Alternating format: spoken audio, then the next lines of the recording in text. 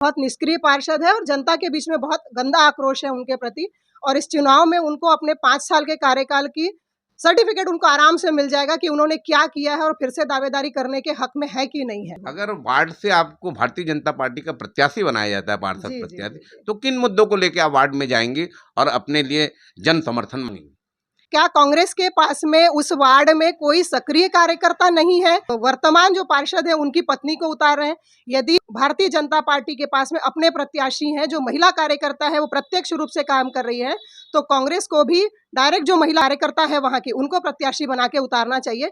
थोड़ा विस्तार से बताएं आप अपने अनुभव को, किस प्रकार से आप काम किए, कहाँ कहाँ रही हैं, किन किन पदों पर दायित्वों का निर्वहन किया। और इस क्षेत्र में हमने देखा है कि जो काली माता वार्ड है, इस क्षेत्र में तो महात्मा गांधी वार्ड होने के नाते बहुत अच्छे से प्रमोद साहू जी ने ध्यान दिया था।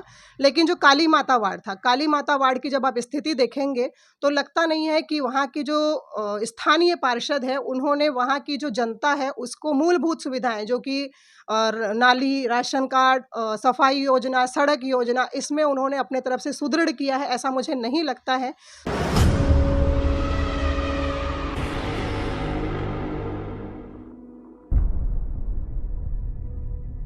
जय जोहार छत्तीसगढ़। आपने देखा तो न्यूज़ 72, मैं हूं हरिबंधु नायक। न्यूज़ 72 आज काली माता वार्ड क्षेत्र में भ्रमण पे आई हुई है। हम यहां गोट बात करने के लिए श्रीमती अर्चना हुक्रे जी के निवास में आए हुए हैं, क्योंकि ये वार्ड सामान्य महिला के लिए आरक्षित हो चुका है। ऐसे समय में महिला होने के कारण उनकी दावेदारी स्वतः ही बनती है। आइए हम उनकी जुबानी सुनते हैं क्या चल रहा है वार्ड में। सबसे पहले न्यूज़ 72 में अर्चना जी आपका स्वागत। नमस्कार, धन्यवाद। आपका भी स्वागत है हमारे क्षेत्र में, हमारे वार्ड में। मेरा नाम अर्चना हुक्रे है। मैं विगत 20 वर्षों से इस क्षेत्र की निवासी हूँ।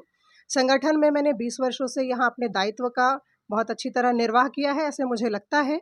हम भारतीय जनता पार्टी, जैसे कि आप जानते हैं, अभी हमारे क्षेत्र में, हमारे देश में अग्रणी पार्टी है और उसी क्षेत्र में आज हमारे काली माता वार्ड में महिला आरक्षण हुआ है, सामान्य महिला का आरक्षण हुआ है।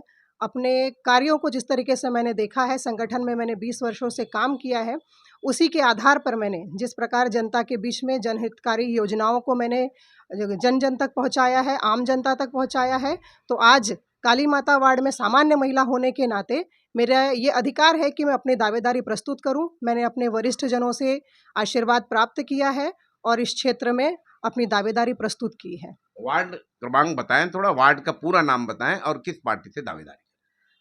हमारा वो जो वार्ड है अभी काली माता वार्ड क्रमांक 12 और मैंने भारतीय जनता पार्टी से अपनी दावेदारी की है। आप काफी लंबे समय से विभिन्न पदों पर रहे, संगठन में आपने विद्यार्थी परिषद में काम किया है, बता रही हैं, महिला मोर्चा में काम करी हैं, आप विभिन्न संगठनों में जाकर पार्टी को सेवाएं दी है। थोड़ा विस्तार से बताएं आप अपने अनुभव को, किस प्रकार से आप काम किए हैं, कहाँ कहाँ रही हैं, किन किन पदों पर दायित्वों का निर्वहन किया। देखिए, पार्टी ने वैसे तो मुझे जो पद दिए मैंने सहज स्वीकार किया है और मेरी मंशा जो रही है वो शुरू से जन सेवा से करने की रही है। मैं एक छोटे से किसान परिवार से हूँ और किसान का धर्म ही होता है कर्म को प्रधानता देना। और किसान की बेटी होने के नाते मैंने हमेशा ये सोचा था कि मैं आम जनता के बीच, बहुत मध्यम नहीं कह सकते, मैं तो निम्न परिवर्ग से हूँ, जहाँ पे कर्म को हम प्रधानता देते हैं। और कर्म करते करते मुझे ये एहसास हुआ कि जैसे महिलाओं को बहुत सारी परेशानी होती है। मैंने अपनी माता को संघर्ष करते हुए देखा है। तो जब मैं महिलाओं को देखती थी तो मुझे विद्यार्थी परिषद के समय लगता था कि मैं महिलाओं की कुछ सहायता कर सकूं, उनके लिए कुछ मदद कर सकूं। इसी उद्देश्य से मैंने छात्र संगठन ज्वाइन किया था। छात्र संगठन में रहते हुए मुझे महाविद्यालय उपाध्यक्ष का दायित्व सबसे पहले मिला। फिर संगठन ने देखा कि सक्षम है और अपने कार्य को बहुत अच्छे से कर सकती है, तो मुझे प्रदेश छात्रा प्रमुख का दायित्व दिया। उसके बाद मैंने राष्ट्रीय कार्यकारिणी में अपना दायित्व दिया है अखिल भारतीय विद्यार्थी परिषद के। उसके बाद हम विश्व हिंदू परिषद की ओर हमने मुड़े और हम दुर्गा वाहिनी के हमने अपना सेवा दी है। दुर्गा वाहिनी में आने के बाद में हमारे काम को और देखते हुए फिर मनोज प्रताप प्रजापति जी जिस समय जिलाध्यक्ष बने, उन्होंने मुझे अपनी टीम में लिया कि आपका समय जो है संगठन के लिए चाहिए, और उनकी टीम में मैंने जिला मंत्री के रूप में अपना कार्य दिया है। फिर विवाह के पश्चात मैंने 1-2 साल गैप किया था, मेरा बालक छोटा था तो थोड़े दिन रुक कर मैंने फिर से, लेकिन काली माता वार्ड में, जो कि पहले महात्मा गांधी वार्ड था, वार्ड क्रमांक 12 ही था वो, तो अभी परिसीमन के बाद हम इस चुनाव में पहली बार काली माता वार्ड में प्रवेश करेंगे। तो महात्मा गांधी वार्ड में मैंने जनता के बीच में प्रधानमंत्री आवास योजना, उज्ज्वला योजना या फिर आप आयुष्मान कार्ड की योजनाएं, आधार कार्ड बनाने की योजनाएं, डीबीटी अकाउंट खुलवाने की योजनाएं थी, उज्ज्वला योजनाएं थी, या फिर हम मजदूर श्रमिक व कार्ड के थ्रू जो हम महिलाओं को अब उनको सुविधाएं दे सकते थे, वो महतारी वंदन, सबसे ज़्यादा भूमिका हमने महतारी वंदन में एक एक महिला को जागृत करके उनको उनके अधिकारों की जानकारी देकर मातृशक्ति योजना के तहत हमने उनको इस्टेब्लिश करने की कोशिश की है। वैसे तो संगठन ने जो भी काम दिया है उसको हमने सहर्ष स्वीकारा है।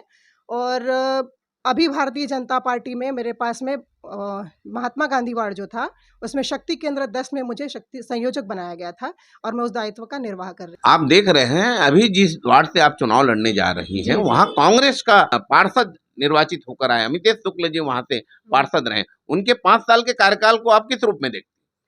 असफल कार्यकाल के रूप में देखती हूँ मैं। बहुत ही निष्क्रिय पार्षद हैं। उनको आम जनता के लिए जितनी सारी योजनाएं भारतीय जनता पार्टी ने चलाई थी, एक पार्षद होने के नाते उनको उन योजनाओं का लाभ लेना चाहिए था।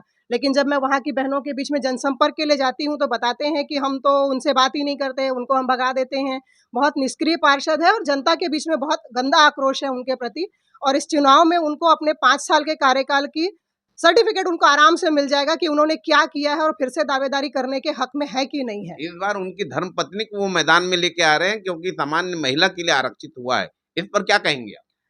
मैं ये कहना चाहती हूँ कि क्या कांग्रेस के पास में उस वार्ड में कोई सक्रिय कार्यकर्ता नहीं है जो किसी वर्तमान जो पार्षद है उनकी पत्नी को उतार रहे हैं? यदि भारतीय जनता पार्टी के पास में अपने प्रत्याशी हैं जो महिला कार्यकर्ता है वो प्रत्यक्ष रूप से काम कर रही है, तो कांग्रेस को भी डायरेक्ट जो महिला कार्यकर्ता है वहाँ की उनको प्रत्याशी बना के उतारना चाहिए। अर्चना जी, 1 वर्ष हो चुके हैं विष्णुदेव की सरकार यहाँ काम कर रही है जी। तो मोदी की गारंटी पर यहाँ काम हो रहा है। जी। मोदी की गारंटी पे कौन कौन से छत्तीसगढ़ सरकार में विष्णुदेव की काम कर रही है, थोड़ा विस्तार से बताएं। जैसे प्रधानमंत्री आवास योजना है और महतारी वंदन योजना है, कितने लोगों को लगभग आप लोगों ने अपने मार्गदर्शन में लाभ दिया? वार्ड में वैसे बोला जाए तो लगभग 12,000 के आसपास हमने महिलाओं को इस योजना का लाभ दिलाया है। और जैसे कि आप पूछ रहे हैं कि छत्तीसगढ़ शासन में विष्णुदेव सहाय जी की जो सुशासन की सरकार है वो कैसे चल रही है, तो विगत 1 वर्षों से हमने अभी 1 वर्ष का उत्सव मनाया है। 1 वर्ष में सबसे पहले तो हमने चुनाव में अपनी जो घोषणा पत्र में रखा था कि हम सबसे पहले तो 8.5 लाख जो हमारे आवेदन रुके हुए थे प्रधानमंत्री आवास योजना के और धान का जो समर्थन मूल्य था, वो सारी योजनाओं को जो हमने घोषणा पत्र में डाला था उसने तो हमने जैसे ही हमारी सरकार बनी शपथ पत्र के तुरंत बाद हमने लागू कर दिया था। ये तो आम जनता को भी पता है। देश में नरेंद्र मोदी की सरकार काम कर रही है और यहाँ पर विष्णुदेव की सरकार काम कर रही है, डबल इंजन की सरकार है। ऐसे समय में मोदी जी की गारंटी पर मोदी के ऐसे चलाए जा रहे ऐसे कार्य जो सीधे सीधे जनता को मिल रहे, 5 बड़े काम थोड़ा बताएं जो जनता को जाकर आप लोग बताते हैं। सबसे पहला काम तो है हमारा है प्रधानमंत्री आवास योजना, उसके बाद किसान समृद्धि योजना, आयुष्मान भारत जो हमारा चल रहा है वो है, कृषि फसल का जो बीमा है वो आम जनता, चूँकि किसान इस देश का निर्माता है तो सबसे पहले किसानों को जो हम लाभ देते हैं वो, आदिवासियों के लिए जो हमारी तेंदुपत्ता योजना की जो कि शहर में लागू नहीं होती है, महतारी वंदन योजना है, और उसके साथ साथ ही जो नौनिहाल बच्चों के लिए योजनाएं चल रही हैं, ये सारी योजनाएं हम सबसे पहले जाके जनता को बताते हैं। मातृशक्ति योजना है, मातृ वंदन योजना है, भरण पोषण की जो योजनाएं हैं महिलाओं के बीच, चूँकि मेरा इंटरेस्ट हमेशा से ही महिलाओं को सुदृढ़ करने के विषय में रहा है, इसलिए मैं हमेशा से ही भारतीय जनता पार्टी के जो जन कल्याणकारी योजनाएं हैं उसमें महिलाओं की जो योजना है उसको मैं प्राथमिकता देती हूँ। अगर वार्ड से आपको भारतीय जनता पार्टी का प्रत्याशी बनाया जाता है, पार्षद प्रत्याशी, तो किन मुद्दों को लेकर आप वार्ड में जाएंगे और अपने लिए जन समर्थन मांगेंगे? देखिए, सबसे पहले तो इस क्षेत्र की मैं बहू बनने से पहले बेटी हूँ, तो मैं अपने मायके को सबसे पहले साफ़ सुथरा रखना पसंद करूँगी। और जो एक पार्षद की भूमिका होती है नगर निगम में, जैसे कि आपने कहा डबल इंजन की सरकार है, यदि उसको तीसरा इंजन हम जोड़ देते हैं तो लगता है कि हमारे देश की जो रेल है वो बहुत तेज़ी से आगे बढ़ेगी। और इस क्षेत्र में हमने देखा है कि जो काली माता वार्ड है, इस क्षेत्र में तो महात्मा गांधी वार्ड होने के नाते बहुत अच्छे से प्रमोद साहू जी ने ध्यान दिया था। लेकिन जो काली माता वार्ड था, काली माता वार्ड की जब आप स्थिति देखेंगे तो लगता नहीं है कि वहाँ की जो स्थानीय पार्षद है, उन्होंने वहाँ की जो जनता है उसको मूलभूत सुविधाएँ जो कि और नाली, राशन कार्ड, सफाई योजना, सड़क योजना, इसमें उन्होंने अपने तरफ से सुदृढ़ किया है, ऐसा मुझे नहीं लगता है। तो मैं जब प्रत्याशी यदि भारतीय जनता पार्टी की बनती हूँ और यदि जनता का मुझे समर्थन मिलता है और मैं यहाँ की पार्षद बनती हूँ, तो सबसे पहले जनता की जो मूलभूत आवश्यकताएँ हैं, जिसमें उनको मानव जीवन जीने के लिए एक अच्छा माहौल मिल सके, वातावरण मिल सके, वो वहाँ पे एक अच्छे तरीके से निवास कर सके, उसके लिए रोड, नाली, जल और राशन कार्ड जैसी आयुष्मान कार्ड जैसी जो मूलभूत आवश्यकताएँ हैं, उन योजनाओं पर मैं प्राथमिकता से कार्य करूँगी। अपने शीर्ष नेताओं से जो राज्य में बैठे हैं, संगठन प्रमुखों से टिकट की दावेदारी आप कर रही हैं, जी। उनके लिए क्या निवेदन करना चाहेंगे इस चैनल के माध्यम से? क्या कहेंगे? इस चैनल के माध्यम से मैं सबसे पहले अपने शीर्षजनों को नमस्कार करना चाहूँगी, नमन है मुझे उन्हें। मैं हमेशा उनके मार्गदर्शन पे ही आगे बढ़ी हूँ और आने वाले समय पे भी उनके ही मार्गदर्शन पर आगे बढ़ूँगी। आप सभी ने मेरा कार्य सन 2000 से देखा है और हमेशा मुझे अग्रणी भूमिका में आप लोगों ने रखा है। जो भी काम आपने मुझे दायित्व के साथ में दिया है, चाहे वो नगर निगम चुनाव थे, चाहे सांसद चुनाव थे, चाहे वो विधानसभा चुनाव थे, पिछले 15 सालों से आपने महात्मा गांधी वार्ड में मुझे प्रमुखता से इस क्षेत्र को संभालने के लिए मुझसे कहा है और मैंने उसे किया है, ऐसा मुझे लगता है, जो कि आपकी जानकारी में भी है।